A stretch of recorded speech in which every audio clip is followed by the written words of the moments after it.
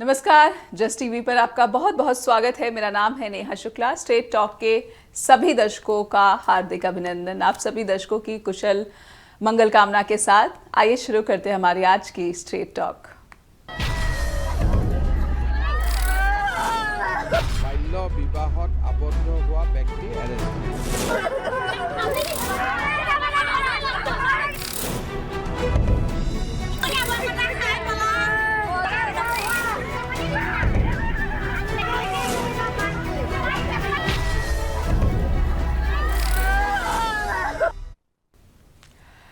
भारतीय समाज में फैली कुरीतियों के खिलाफ समय समय पर अभियान चलाए जाते रहे हैं। ऐसी ही एक कुरीति के खिलाफ असम में भी एक अभियान चलाया जा रहा है।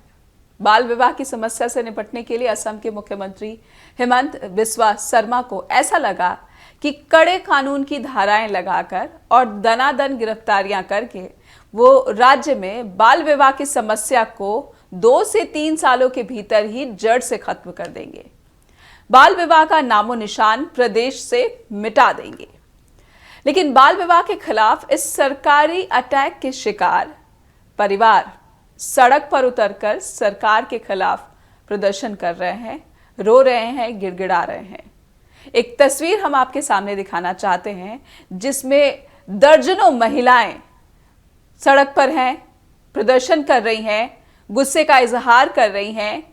ये तस्वीरें बताती हैं कि महिलाओं के पति और बेटों की गिरफ्तारी को लेकर कितना आक्रोश इनमें नजर आता है।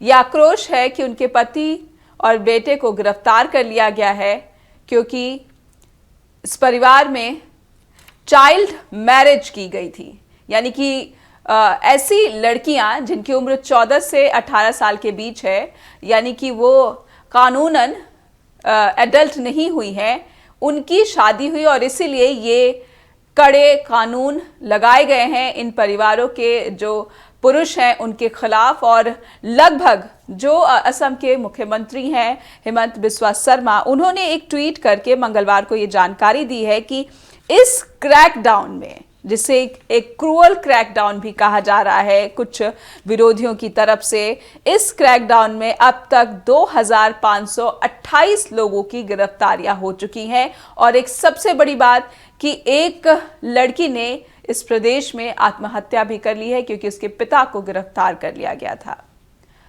आखिर क्यों ऐसा लगता है कि हिमंत बिस्वा शर्मा 2 से 3 सालों में ही असम से बाल विवाह की कुरीति को, कुप्रथा को समाप्त कर देंगे?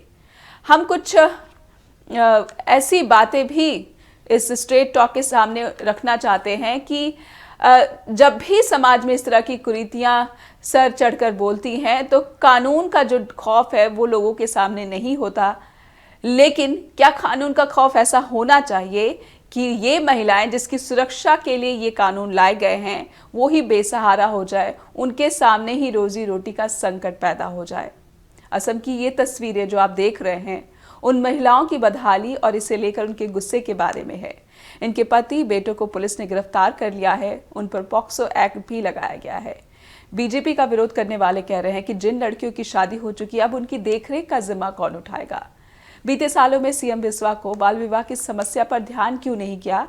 वो पिछले कुछ सालों से तो यहाँ पर प्रदेश के मुख्यमंत्री हैं ही, वो अचानक से सब क्यों ठीक कर लेना चाहते हैं? सीएम बिस्वा कह रहे हैं कि उन्हें राज्य में बाल विवाह को जड़ से ही समाप्त कर देना है क्योंकि हर 1 लाख डिलीवरी के मामलों में से 250 मामलों में मौत हो जाती है। जन्म के समय मां या बच्चे की मौत हो जाने के सबसे ज्यादा मामले अगर राष्ट्रीय स्तर के हिसाब से देखे जाए तो असम में ही रिकॉर्ड किए जाते हैं। कुछ लोगों ने विरोध किया है, मैं चाहती हूँ कि उन लोगों के विरोध को भी स्ट्रेट टॉक के दौरान जरूर दिखाया जाए। এবাৰ মানে একদিন চলিব কিয় নিছে? বিয়া পাতিছিল কেতিয়া বিয়া পাতিছিল? 5-7 মহিনা হ'ল।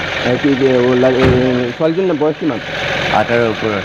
মানে মোৰ ঘৰত আহিছিলে 17 বছৰ 9 মাহত আহিছিলে সি। বিয়া কৰিছোঁ মই 18 বছৰ, একদম পুৰা 18 বছৰ পুৰাপুৰি হৈছে মই বিয়া কৰিছোঁ। বাকী দিন কি কৰিছিলা? কালি হ'ব কিনা মানে তুমি কম বয়সত বিয়া পাতিছা?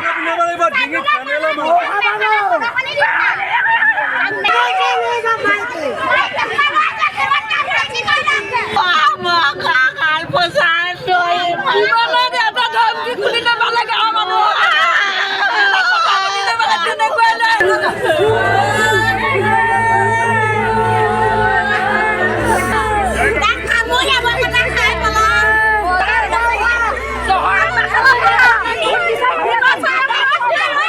देखिए ना कि ये पिछले 6 साल से बीजेपी की सरकार है वहाँ पर, और 6 साल में उन्होंने क्या किया इस बारे में, तो ये इनकी नाकामी है। दूसरा ये है कि आपने कितने स्कूल खोले वो बताइए। तीसरा ये है कि जब आप इन पर एक्शन ले रहे हैं तो जिन लड़कियों का विवाह हो गया, निकाह हो गया या शादी हो गई जिस किसी धर्म के मुताबिक, उन लड़कियों का क्या होगा? और ये जो आसाम में बीजेपी की सरकार है वो मुसलमानों के खिलाफ है, बायस्ड है। You see, in Assam, child marriage is rampant. So today we have arrested more than 2,000 people for marrying girl below 18 years of age, और ये चलते रहेगा। 2026 तक हम असम से ये चाइल्ड मैरिज कंप्लीटली खत्म कर दूंगे। देखिए ना कि 2026 तक कंप्लीटली चाइल्ड मैरिज प्रदेश से हटा देंगे, ये कहना है सीएम शर्मा का। लेकिन कोई भी समाज का हितैषी असम के सीएम के तौर तरीकों पर सवाल जरूर खड़े करेगा, इससे परहेज नहीं करेगा। अगर मेरी समझ समाज के बारे में जरा सी भी ठीक है तो असम में बाल विवाह के खिलाफ ये जो अभियान चल रहा है, इससे समस्या सुलझेगी नहीं बल्कि दूसरी बड़ी समस्याएं खड़ी हो जाएंगी। जैसे एक लड़की ने पिता की गिरफ्तारी से तंग आकर आत्महत्या कर ली। कुछ परिवारों में पति बेटों की गिरफ्तार होने की सूरत में महिलाएं भीख मांगने की स्थिति में आ गई हैं, क्योंकि ज़्यादातर ये वो परिवार हैं जो बहुत ही गरीब तबके से आते हैं और उनकी 2 वक्त की रोटी का जुगाड़ भी दिहाड़ी मजदूरी करके ही हो पाता है। अशिक्षा है, अज्ञानता है, गरीबी है। इस मसले पर स्ट्रेट टॉक में आज हमारे साथ एक विशेष पैनल जुड़ा हुआ है। आइए पहले उनका इंट्रोडक्शन करा देते हैं आपसे और उनका स्वागत भी करते हैं स्ट्रेट टॉक में। बहुत बहुत स्वागत है आपका दीपा दुबे जी, चंडीगढ़ महिला कांग्रेस के अध्यक्ष हैं और कानून की भी काफ़ी बारीकी से समझ रखती हैं, एक सीनियर एडवोकेट भी हैं। हमारे साथ हैं स्वाति भान, सीनियर जर्नलिस्ट हैं, विभिन्न जो मीडिया हाउसेज है और देश के जाने माने जो अखबार हैं उनमें भी काम कर चुकी हैं। स्वाति, बहुत बहुत स्वागत है आपका स्ट्रेट टॉक में। और जी, दर्शकों से अनुरोध है कि आपको इस विषय के बारे में अगर कोई बात यहाँ पर रखनी है शो के दौरान तो आपका भी बहुत बहुत स्वागत है। फ़ोन नंबर आपके टीवी स्क्रीन पर फ्लैश किए जा रहे हैं। दीपा जी, आप ट्रैवल कर रही हैं तो मैं चाहती हूँ कि पहले शुरुआत आपसे ही हो जाए, क्योंकि आपको दिल्ली पहुँचना है और सफ़र आपका लंबा है। लेकिन ये समस्या ऐसी है कि आपकी मौजूदगी बहुत ज़रूरी थी, क्योंकि ना सिर्फ आप विपक्ष की आवाज़ हैं बल्कि महिलाओं की भी आवाज़ हैं, और महिलाओं की आवाज़ जो कि कानून की भी बारीकी समझ रखती हैं। तो असम में ये जो कैंपेन चल रहा है बाल विवाह के खिलाफ, मैं सबसे पहले समझना चाहूँगी कि इसे लेकर आपका स्टेटमेंट क्या रहेगा, आपकी पार्टी का स्टेटमेंट क्या रहेगा, और फिर एक महिला के तौर पर और कानूनी विशेषज्ञ के तौर पर भी आपकी राय जानना चाहूँगी। दीपा जी। ये पहले मैं पार्टी की बात करना चाहूंगी जी। मैं ये पूछना चाहती हूँ आपके माध्यम से चीफ मिनिस्टर असम को कि 6 साल से आप वहां पे प्रतिनिधित्व कर रहे हो, लेकिन क्या एक ही रात में आपको 23 लोग मिल गए? इतने दिनों से आप लोग क्यों सो रहे थे? क्या आपको आपकी सरकार को बेटी बचाओ बेटी पढ़ाओ की बहुत बहुत बातें की जाती हैं, आज वो जुमला साबित हो रही है? आप अगर आज बेटियों के संरक्षक बन के खड़े हुए हो तो ये बता दीजिए कि जब ये आज 6 साल पहले आए तब आपने ये सारा सिस्टम को क्यों नहीं अडॉप्ट किया? ये तो ऐसा लग रहा है कि शायद जैसे जेलें ही करनी है और उसमें शायद कुछ इनको तरक्की मिलेगी कि उठा के कई तो लोग बिना देखे, बिना समझे, बिना कानून को ध्यान में रखते हुए, जात पात को ध्यान में रखते हुए, धर्म को ध्यान में रखते हुए ये इन लोगों ने जो ये काम किया है वो बहुत गलत है। इस प्रकार एक बच्ची ने आत्मदाह किया, उसी तरीके से और भी बहुत सारी बच्चियां ऐसी होंगी जिनके आगे रास्ता नहीं है, पिता भी जेल में है, भाई भी जेल में है, पति भी जेल में है। और वो एक पास्को का एक्ट लगा दिया गया जिसका हम सबको पता है कि इंडिया में पास्को जो है वो एक सुदृढ़ कानून बनाया गया ताकि क्रिमिनल्स को अच्छे से और जल्दी सजा मिल सके। लेकिन क्या वो इसके ऊपर लागू होगा या नहीं? अब मैं आज बात करती हूँ एक महिला होने के नाते और एक कानून विशेषज्ञ होने के नाते। जी। कानून जो है वो एक हिंदू मैरिज एक्ट है और एक मुस्लिम पर्सनल लॉ है। यहाँ पे जो बात हो रही है और हम टीवी के माध्यम से, खबरों के माध्यम से देख रहे हैं, इसमें मुस्लिम तादाद के लोग ज्यादा हैं। उनके मॉल भी उठा लिया, उनके काजियों को उठा लिया। जो अगर देखिए मुस्लिम पर्सनल लॉ को समझना बहुत जरूरी है। उनका जो लॉ शुरू होता है, डेफिनेशन ऑफ मैरिज है, that is a contract marriage. Contract होता है वो। हिंदुओं की तरह पीढ़ी दर पीढ़ी हम लेके अपने आप को इस बंधन को बांध देते हैं, लेकिन इनका जो डेफिनेशन ऑफ लॉ है वो पर्सनल लॉ ये कहते हैं कि मैरिज जो है वो एक समझौता है, और उसमें जो लड़की की एज है वो प्यूबर्टी मींस अगर लड़की मैच्योर हो रही है, अगर उसका शारीरिक रूप से मैच्योरिटी आ रही है, और वो जो डेफिनेशन है उसमें वो बोलते हैं 10 साल से 14 साल तक प्यूबर्टी की एक एज मेडिकली फिक्स गई है, और या 15 साल की उम्र में लड़की का विवाह जो अगर मुस्लिम लॉ के अंदर किया जाएगा वो वैध हो, उसको माना जाए। लेकिन अगर आज की सिचुएशन देखें तो ये 14 साल की लड़की को या 15 साल की लड़की की शादी की, उसमें क्या वो मैरिज अरेंज मैरिज थी, क्या पेरेंट्स दोनों पार्टीज के इन्वॉल्व थे? अगर इन्वॉल्व थे और बर्टी वो अटेंड कर चुकी है, और उसके साथ वो 15 साल से भी ऊपर 16.5 15 15.5 की हो चुकी है, तो इन लोगों के ऊपर पास को नहीं लगना चाहिए। पास को उन कोर्ट्स में लगता है, उस केसेस में लगता है जहाँ पे रेप हो रहा है, छेड़ाछेड़ी हो रही है, लड़की के साथ बच्चे के साथ बदसलूकी हो रही है किसी मेल फैक्ट्री की तरफ से, यहाँ तो बच्चे भी पैदा करती है। अब बताइए आप एक लड़की कहाँ जाए एक छोटा बच्चा लेके जिसके हस्बैंड को उठा के आपने रख दिया।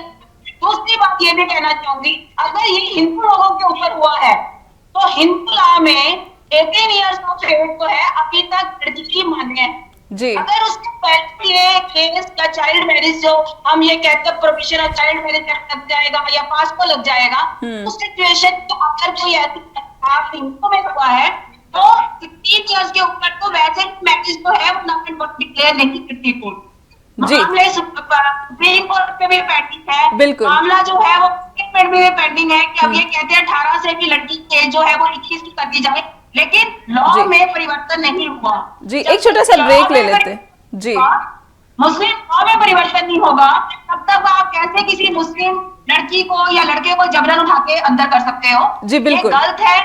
लेकिन अगर उसके लड़की के साथ कोई कमिटमेंट जबरदस्ती हुई है, किडनैपिंग से शादी हुई है, ब्रदर वे मैरिज है, भाग के शादी कर ली है, तब उन केसों में अगर लड़की बयान देती है कि मेरे साथ इस लड़के ने गलत किया है या मेरे पेरेंट्स ने मुझे जबरदस्ती शादी की है, तो उस सिचुएशन में पास को मेंटेन होगा। बिल्कुल, आप कानून की धाराओं पर भी सीधे सीधे सवाल खड़े करें। दीपा जी, रोकना पड़ रहा है, एक छोटे से ब्रेक के लिए कहा जा रहा है, कमर्शियल ब्रेक की मजबूरी है, एक छोटे से ब्रेक के लिए रुकते हैं और इस मसले को थोड़ा और समझते हैं। हालांकि जो दीपा जी हैं वो कह रही हैं कि जो धाराएं लगाई गई हैं ये बिल्कुल कानून के विपरीत है, क्योंकि सुप्रीम कोर्ट में भी जो मुस्लिम पर्सनल लॉ की धाराएं हैं उसे लेकर सुनवाई चल रही है। हमारे साथ स्वाति भी बनी हुई है, उनसे भी समझेंगे कि वो एक पत्रकार के नज़र से और एक महिला की नज़र से असम में ये जो चल रहा है इस पर अपनी क्या राय रखती हैं। एक छोटे सा ब्रेक लेते हैं और फौरन हाजिर होंगे।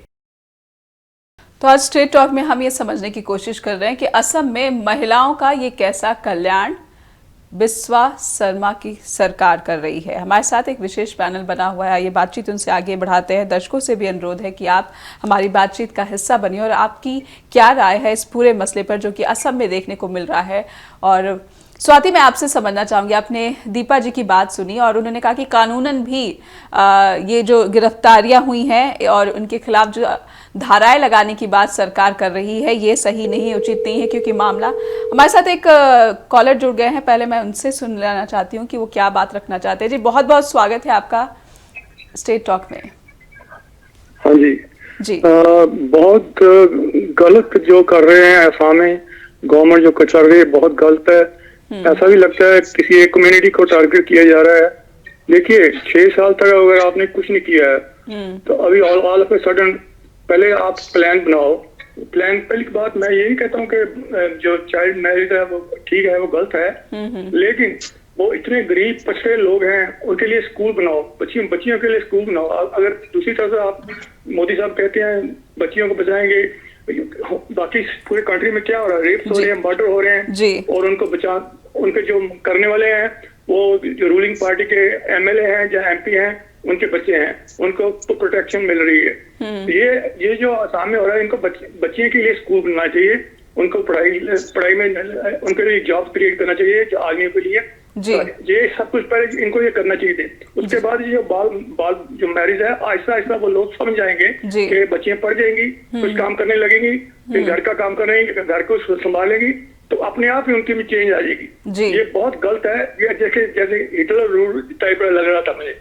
जी, बहुत बहुत धन्यवाद। तो जितेंद्र वालिया, ये न्यूयॉर्क से हमारे नियमित दर्शक। स्वाति, आपने सुना कि गलत है, अगर आप भला करना चाहते हैं देश की महिलाओं का, असम की महिलाओं का, तो आपको कहीं ना कहीं उनकी जो आर्थिक स्थिति है, उनकी जो शिक्षा की स्थिति है, उसमें सुधार की जो है यहाँ पे प्रावधान या फिर व्यवस्थाएं लानी चाहिए थी। स्वाति, आपका इस पूरे मसले पर क्या कहना है? दीपा जी की भी बात सुनी आपने कि कानूनन भी कुछ जो है इसमें अड़चने हैं, ये सही नहीं ठहराया जा सकता है, और आपने हमारे जो दर्शक हैं न्यूयॉर्क से, उनकी भी बात सुनी। स्वाति नेहा, इसमें ऐसा है, रूट कॉज समझना ये पड़ेगा। जो विजुअल्स में भी आप देख रहे हो, दिखा रहे हो, वो जिस स्ट्रेटा ऑफ द सोसाइटी में ये चाइल्ड मैरिजेस हो रहे हैं, वो ना ही एक हम एज्यूम करें कि एक इलिटरेट सेक्शन है, इलिटरेट तबका है,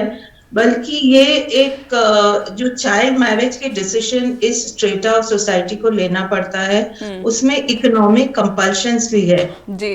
इकोनॉमिक कंपल्शंस की वजह से इनको ये डिसीजन लेना पड़ता है, और one problem leading to another, right. Child marriage, illiteracy leading to child marriage leading to illegality, or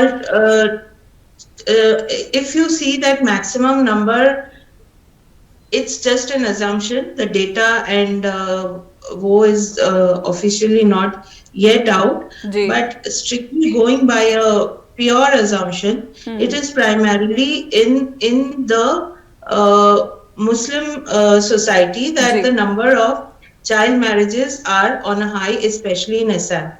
Child marriages are happening across India, Rajasthan में भी ये prevalent है, but वहाँ पे it is not seen so much like a crime. In fact, Assam में भी अब तक it was not being seen as a crime till the crackdown has happened. बिल्कुल। तो it was seen as a way of life. It was seen maybe as a solution for a certain section of the society. But one thing that probably is, I mean, without understanding the dynamics of the situation, one thing that is probably not right is the way this whole situation is being handled. ये कहीं ना कहीं एक जो party का agenda है, इस पर भी जो है बार बार जो है ध्यान खींचता है कि आखिर क्यों उन समुदाय में जो फैली कुरीतियां हैं उनके खिलाफ ही इस तरह का जो है कानूनी एक अभियान चलाया गया है, और जो महिलाएं हैं वो सड़कों पर हैं। ये कुछ डिस्ट्रिक्ट्स हैं जिसमें ये वो समुदाय हैं जो कि भाषा और संस्कृति में तो हिंदू मुस्लिम सब एक हैं, लेकिन धर्म की बात की जाए तो वो अलग अलग है। ये धुबरी है, होजाई है, उदालगुड़ी है, मोरी गांव है और बारपेटा है।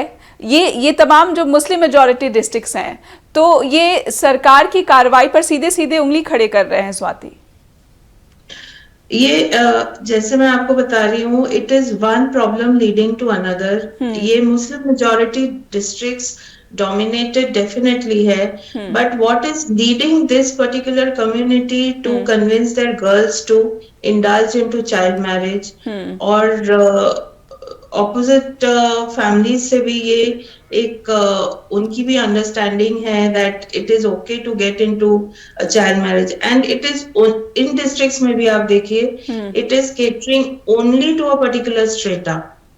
Right. The middle or the upper middle class में ये हो नहीं रहा है। जी। So the basic problem is illiteracy, poverty, illiteracy and poverty, more to do with poverty, जिसके वजह से इनको ऐसा लगता है कि चलो if I am able to put my daughter into another family, my burden reduces.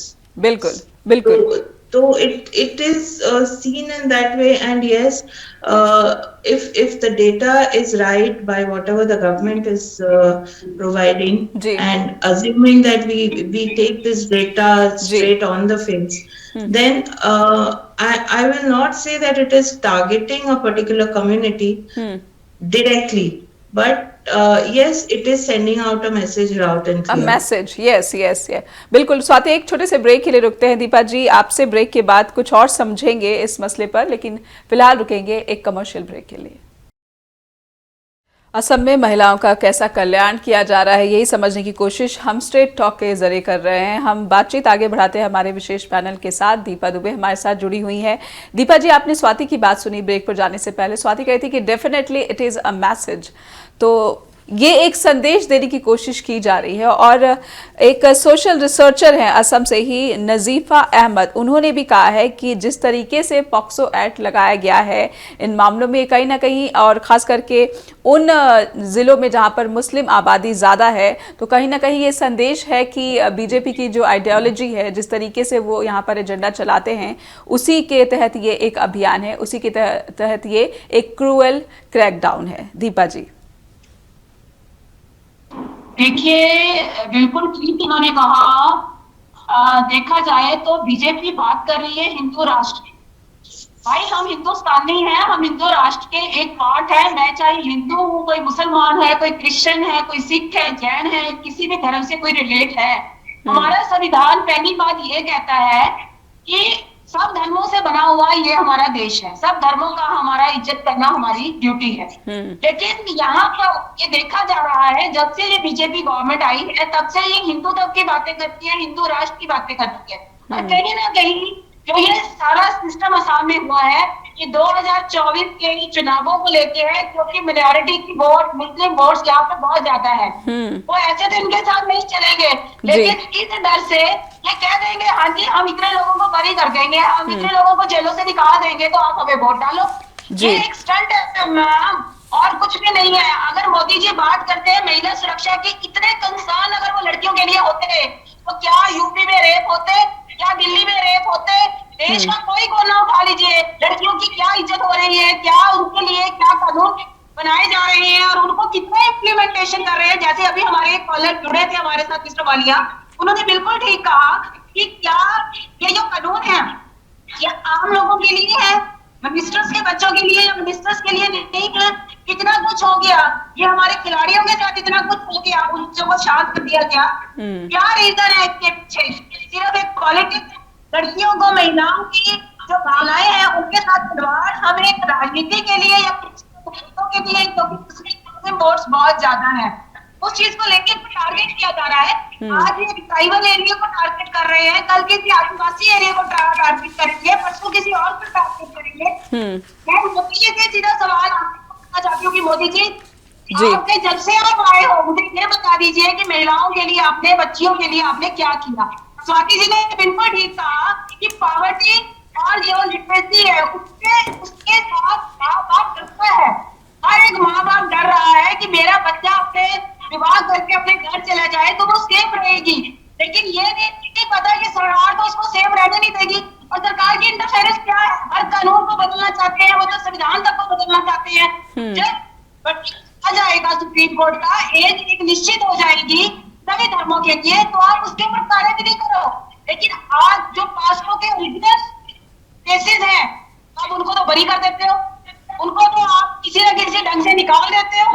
और जो लोग, जो बेचारे साधारण लोग अपने लिमिटेशंस पे रह के अपने बच्चियों का कोई बाहर आगे चलाना चाहते हैं, उनको सेफ देखना चाहते हैं, उनके लिए आप पासपोर्ट बनाते हैं। कहाँ की राजनीति खेल रहे हो मोदी जी? मैं तो ये भी कहना चाहूंगी, नोटबंदी के कारण आप लोगों ने महिलाओं के कुछ पैसे थे वो भी खत्म कर दिए। महिलाओं का सम्मान क्यों कर रहे हो?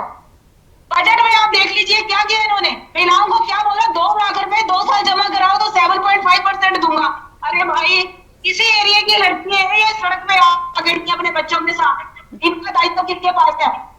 हो सकता है इन महिलाओं के आगे बेटी हो तो कहाँ संभालेंगी अपनी बेटियों को? ना बाप भी जेल में है, हस्बैंड भी जेल में है, बेटा भी जेल में है, बताइए वो क्या करेंगी? आपने तो वहां पे बुरा हाल कर दिया। उन लड़कियों की सेफ्टी क्या है? तो ये जो सीधा सीधा टारगेट है, ये कम्युनिटी को लेके किया जा रहा है। क्या 6 साल से वहां पे ये नहीं हो रहा था? अगर हो रहा था तो आप इन्वेस्टिगेशन करो। क्या ये जेल में बाधा कार्य तो नहीं हो रहा है? तब आप लगाओ पास को। क्या बच्चियां ट्रैवल करके कहीं से बगल करके तो नहीं आ रही है? आप लगाओ वहाँ पे। लेकिन जो जेन्युइन केस है, जिनके माता पिता ने शादी की और आगे ससुराल वालों ने उसको अडॉप्ट किया और आगे वो एक बच्चे की मां बन चुकी है, तो उस केसों में ये बिल्कुल गलत है। और मोदी की महिलाएं आपके अगेंस्ट। बिल्कुल। स्वाति, आपने सुना दीपा जी की बातें, और कहीं ना कहीं बहुत से मामलों में असम में जिनमें गिरफ्तारियां हुई हैं, ये सामने आया है कि खुद से जो प्रेमी जोड़े हैं वो घर से भाग गए थे, फिर मजबूरी में जो माता पिता है उनको शादी। का कमाल हो रहा है। इन सब चीजों के पीछे जो है, जो मंशा है, वो लोगों के सामने है। एक राजनीतिज्ञ होने के कारण भी आपको बोल रही हूँ, और एक लॉ की ज्ञाता होने के कारण भी बोल रही हूँ। ये धक्का हो रहा है, जो जहाँ धक्का होना चाहिए वहां नहीं करते हैं जी, नहीं कर रहे हैं। बिल्कुल सरासर महिलाओं का अपमान है, चाहे वो माँ हो, चाहे वो सास हो, चाहे वो पत्नी हो, चाहे उसका एक बच्ची। जी जी, मैं स्वाति जी आपसे समझना चाहूंगी, आपने दीपा जी के गुस्से को भी देखा, कहीं ना कहीं बातें सही भी हैं कि बेटियों की सुरक्षा अब माता पिता और जो पति है वो जेल में है। हमारे साथ एक दर्शक जुड़ना चाहते हैं। जी, बहुत बहुत स्वागत है आपका मुकेश जी स्ट्रेट टॉक में।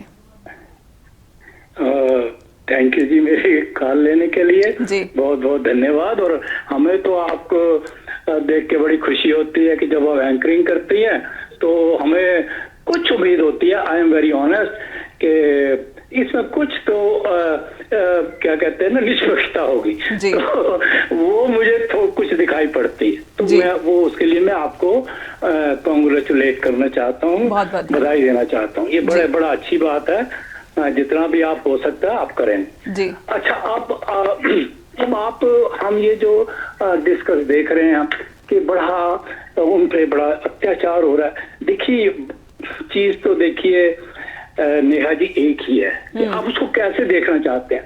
आप उसको ये तो आपके जो चश्मा लगाया है ना, वो दिखाएगा कि आप जो भी रंग आपने लगाया ना, आपको वो दिखाई देगा। जिससे थोड़ा भी समझ है ना, वो कहेगा ये हमारी भले के लिए। आप 7 साल की, मान ले मेरी बेटी है, उसकी मैं शादी कर दूंगा, क्योंकि 9 साल की, क्योंकि मेरे एक वो पुरानी कुरीति चली आ रही है कि फिर वो कोई एक आध मर भी जाएगी या मर जाएगा। देखिए, उससे देश का कोई नुकसान नहीं होगा, लेकिन ये जो बच्चियां बच जाएंगी, और एक जो सज्जन थे, मैं चलिए रहने देता हूँ, उधर नहीं जाता, कि उनको पढ़ाना चाहिए। ये इसीलिए किया जा रहा है कि उसकी शादी ना की जाए, उनको ना शादी की जाए तो पढ़ेंगी। और अगर उनको वो 7 साल 10 साल की बच्ची को भेज दोगे तो भाई साहब वो कहाँ पढ़ेगी? तो बच्ची बचाओ बच्ची पढ़ाओ, वो यही है। पर अपनी समझ है। चलिए खैर, वो जिस पर आपका वो एफिलिएशन है, आप उसी ढंग से बोलते हैं, तो मुझे उसमें कोई इतराज नहीं है। ये जो मैडम भी अभी कांग्रेस की भी हैं, चलो उनका अपना व्यू है, मुझे कोई एतराज नहीं है। लेकिन ये हमें इंडिपेंडेंटली लोगों का भला करना। अगर अपने माइनर पॉलिटिक्स के लिए कि ये बड़ी जाति कर रहे हैं, ये लेडीज बोल रहे हैं कि जाति करें, 7 साल की ये अपनी बच्ची की शादी कर देंगी क्या? मतलब इतना भी ज्यादा, मतलब कि फिर वो गलत हो जाएगा, मैं कुछ बोल दूंगा तो व्यक्तिगत ना जाए। हमें सपोर्ट करने की ताकत होनी चाहिए। हमें ठीक बोलने का एक हमारे में वो होना चाहिए कि अगर कोई ठीक है तो ठीक कहें। ये नहीं कि क्योंकि हमारी पार्टी, हमारा कुछ माइंड सेटअप ऐसा है तो हम उसी तरह से कूदना शुरू हो जाए, उसी तरह से उधर जाना शुरू हो जाए, तो वो मुझे लगता है ठीक नहीं है। ये तो एक देश का भी भला है, मेरा और आपका भला है। इतनी पॉपुलेशन वहां इतनी हो रही है कि लोग, अभी आप एक चैनल पे कई बार कहते हैं जी हमारी थाली में जी दाल गायब हो गई, कोई ये गायब हो गया। इतनी पॉपुलेशन हो जाएगी तो कोई जो कटोरी जो दिखाई दे रही है, खाली कटोरी को लेके भाग जाएगा। तो कहने का देखिए मतलब ये है कि हमें सब कुछ बैलेंस से देखना है। आज थोड़े छोटे मोटिव से लेकर हम अपना सबका नुकसान कर दें, वो मुझे लगता है ठीक नहीं है। बस मुझे आपसे यही कहना है। बहुत बहुत धन्यवाद, आपने मेरी कॉल दी थी। बहुत बहुत धन्यवाद। भारत माता की जय। मुकेश जी, तो ये हमारे एक और दर्शक जो इस पूरी की पूरी जो स्थिति है, इसका एक दूसरा पहलू भी है, वो सामने रखने की कोशिश कर रहे थे। और मैं चाहती हूँ कि ये एक ऐसा विषय है जिसपे व्यक्तिगत रूप से जो है टीका टिप्पणी ना ही की जाए तो बेहतर है। और स्वाति, मैं आपसे ये समझने की कोशिश करी थी कि कैबिनेट में ये डिसीजन लिया गया कि गिरफ्तारियां होंगी और ये कैंपेन चलाया जाएगा पूरे स्टेट में, आखिर ये किस तरह की कैबिनेट का फैसला है जिसमें कानूनों के जो लूप होल्स है उनका भी ध्यान नहीं रखा गया कि ये जो कानून है इसके तहत सुप्रीम कोर्ट में सुनवाई चल रही है और डिफरेंट हाई कोर्ट्स जो हैं उन्होंने अलग अलग रूलिंग्स दी है और इसीलिए इस मसले पर सुनवाई सुप्रीम कोर्ट में हो रही है। स्वाति। नेहा देखिए, इसमें ना असम में अगर ये पर्टिकुलर असम रेस्ट्रिक्टेड हम रखे चाइल्ड मैरिजेस तो other states of the country में भी जी होती है, बट अगर असम रेस्ट्रिक्टेड रखे, असम में सबसे बड़ा प्रॉब्लम जो अभी तक फेस किया है असम और असमीज ने, it was about the illegal immigration. जी, the illegal immigration has been one election issue also, जी, on which Mr. Biswa has been winning the last 2 terms. जी। अब ये जो डिस्ट्रिक्ट्स की ये बातें कर रहे हैं जहां से मैक्सिमम अरेस्ट भी हो रहे हैं, in most of these districts official data, I'm just sticking to official data. Official data has shown that the maximum number of illegal immigrants also have belonged to these particular districts. जी। When we are talking of illegal immigration, we are obviously talking and referring to a particular community only, which is crossing the border from either Bangladesh and also Myanmar. जी। तो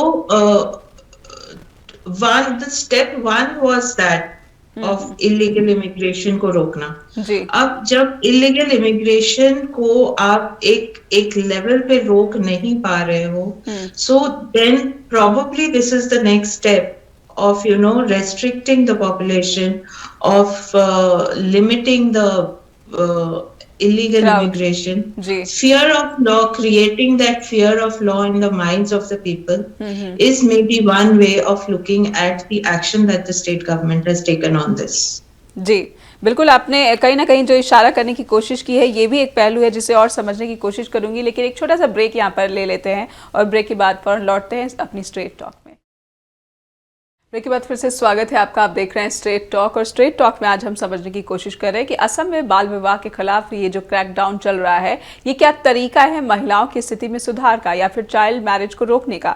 हमारे साथ जो panel बना हुआ है ये बातचीत उनसे आगे बढ़ाते हैं। हमारे साथ दीपा दुबे हैं। दीपा जी, आपने सुनी बात स्वाति की भी, वो एक और इससे जुड़ा जो विवाद है उसकी तरफ भी इशारा कर रही थी कि जो इलीगल माइग्रेशन है, चाहे वो म्यांमार से है चाहे वो बांग्लादेश से है, खास करके मुस्लिम समुदाय का। हमारे साथ एक और कॉलर जुड़ गए हैं, ये उनकी भी बात समझ लेते हैं वो क्या कहना चाहते हैं। जी, बहुत बहुत स्वागत है सतीश जी स्ट्रेट टॉक में। धन्यवाद नेहा जी। देखिए, ये जो कुछ असम में हो रहा है ये एक कुरीति के ऊपर प्रहार हो रहा है जी। ये वो कुरीति है बाल विवाह की जो कि दशकों से भारत में बताई जा रही है, लेकिन हम लोग उसको इग्नोर करते थे, कभी पॉलिटिकल रीजन की वजह से, कभी रिलीजियस रीजन की वजह से, लेकिन ये कुरीति चलती चली आ रही है बाल विवाह की, इसको दूर करना जरूरी है। दूसरी बात, दूर करने के लिए सबसे जो बड़ी बात होती है नेहा जी, जितने भी हमारे सामाजिक कुरीतियां हैं भारत में, हमेशा शिक्षा और सूचना के प्रसार के आधार पे ही हमेशा उन पर प्रहार किया गया।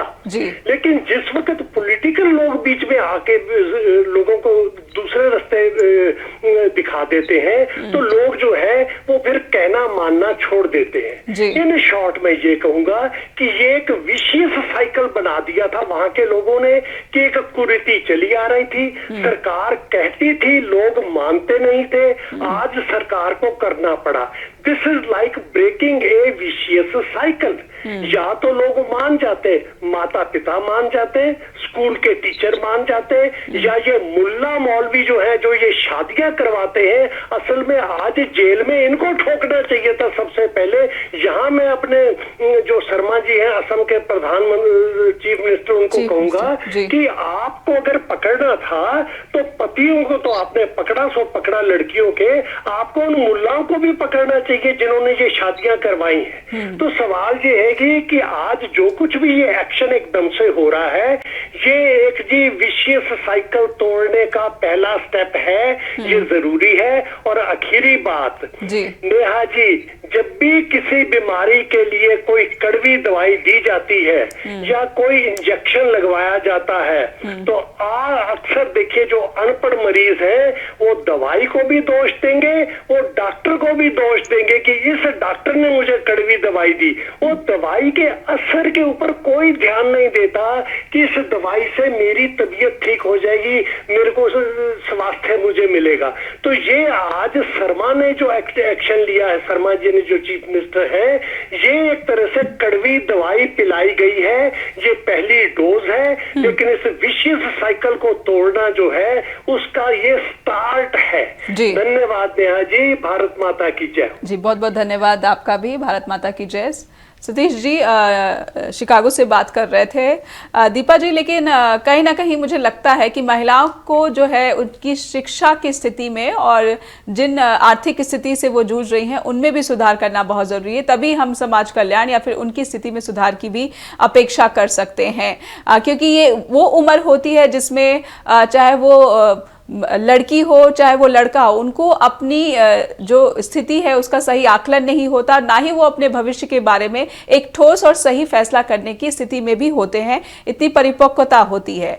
दीपा जी, ऐसे में सरकार के जो प्रयास होने चाहिए थे दूसरी तरफ से वो नहीं दिखते, और जैसा कि हमारे दर्शक कहते हैं कि कड़वी दवाई जो है कभी कभी देनी जरूरी हो जाती है। दीपा जी, दवाई तो तब आए ना अगर बीमारी आए। बीमारी जब शुरू हुई, जब पता चला ये जो चीफ मिनिस्टर है ये दूसरे काल इनका चल रहा है, पहले एक टेनर ये कंप्लीट कर चुके हैं। अगर इनको तब भी पता था, तब भी मेरे काम में ही थे, तब भी इनको पता था ये कुर्की चल रही है। मेरा कहना सिर्फ ये है कि बीमारी पनपने क्यों दी गई, दवाई की जरूरत क्यों पड़ी? दवाई की जरूरत ही नहीं थी, कानून के अंतर्गत रह के सब कार्य किए जाते तो कोई प्रॉब्लम ही नहीं थी। हमसे पहले दर्शक बोल के गए हैं कि 7 साल की बेटी की शादी या 8 साल की बेटी की शादी, वो बिल्कुल गलत है।